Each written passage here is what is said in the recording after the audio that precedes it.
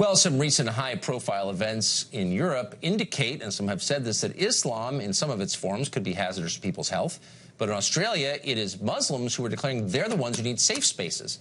A group called the Islamic Council of Victoria, which says it represents 200,000 Muslims in Australia, is calling on the government there to fund a series of safe spaces where they say Muslims can safely express, this is a quote, inflammatory views that would cause trouble if voiced publicly. This is part of the de-radicalization process. Blair Imani is the executive director of Equality for Her. She's an American Muslim. She said safe spaces would be a good idea here. Blair Imani joins us tonight.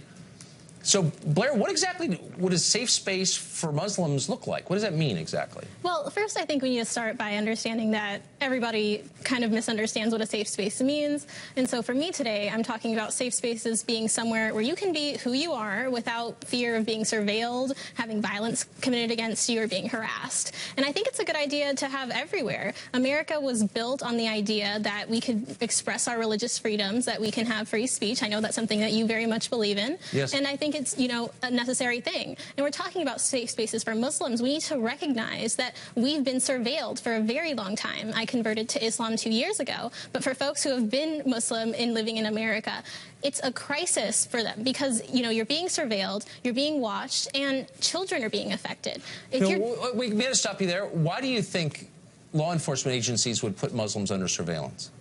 Well, obviously because of the, you know, the counterterrorism efforts. But when... No, but what is, I'm sorry, what is that? Why would there be counterterrorism efforts aimed at Muslims? Come on, Tucker, you're a smart guy. You know why that is. I don't know. I'm a man who asks questions, and I'm asking a question about the statement you just made. What's the answer? Absolutely. Well, there are, you know, acts of terror committed in the name of Allah that do not, you know, reflect the Muslim community. However, there is this, well, they may or they may not, but you'll concede this is not entirely random. It's not that the U.S. government or police departments are just, like, looking for some religious group to persecute, or is that what you're saying? I am saying that, you know, the United States government has been in the business of doing that for quite a long time. So why don't they do it to the Amish? Wait, hold on one second. Why don't they do it to the Amish, or why don't they do it to Hasidic Jews? I mean, they're a set-apart community, speak a different language, not assimilated, but I don't see a lot of terror attacks committed by those groups. Have you? It's not profitable right now to be, you know, speaking against these other groups. Right now, it's very profitable to be speaking against Muslims because it's, you know, feeding into this wartime efforts. More cells. Okay, but look, I mean, we can debate the details here, but I think it's important to acknowledge a baseline, and that is that there have been an awful lot of attacks where actual people died in the United States and in Europe, committed by people saying really clearly we're acting in the name of Islam. And other Muslims say, you don't act in my name and you're perverting our religion or whatever.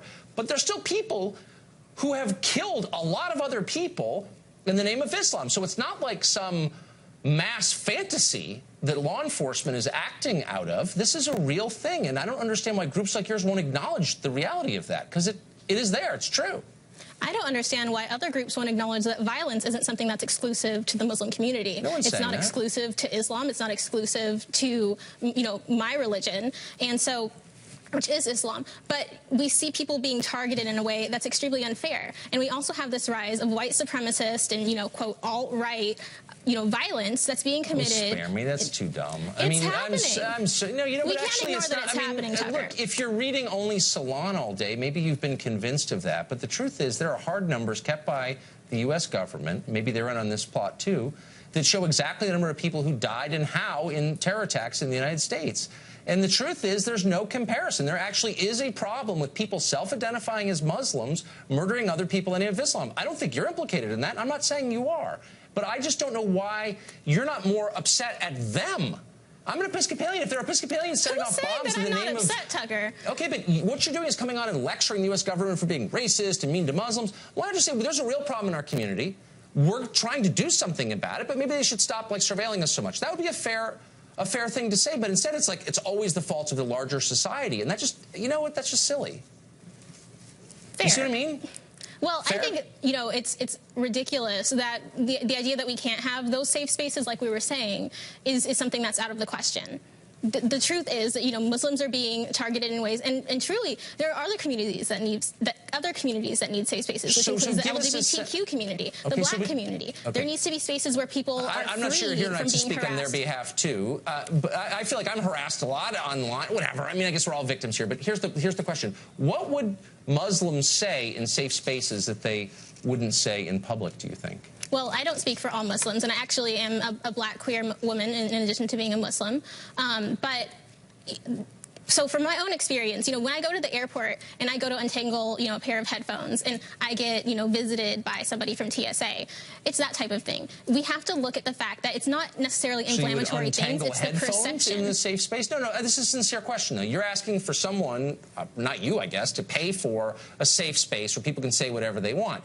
And I want examples of the kind of things that Muslims believe they could only say in a so-called safe space and could not say, for example, on this show or on a street corner. Like, what kinds of things would they be saying in these safe spaces? I don't think it's necessarily something that they can't say elsewhere, but it's, spaces to have internal community dialogues, to be able to hash things out, to be able to have these complicated discussions. And something else that, I really want to be out in the forefront that the Islamic Council of Victoria has also done in collaboration with the Board of Imams is speaking out against violence against women. These type of, internal community dialogues, acknowledging that there's an issue of violence against women and that, there needs to be in the Muslim community, there's a problem. In all communities, there is an issue of violence against women. Have you noticed that all identity politics kind of converges in the end? So it's not just about Muslims; it's about the LGBT community. It's about black. It's like, at some point. Well, some of us, like myself, exist in all of those communities. It's not identity politics when it's your life. But do you also? It's okay. But don't you also think that primarily you're an American? Aren't we all first and foremost Americans? I'm black first. End of conversation. Thanks, Blair.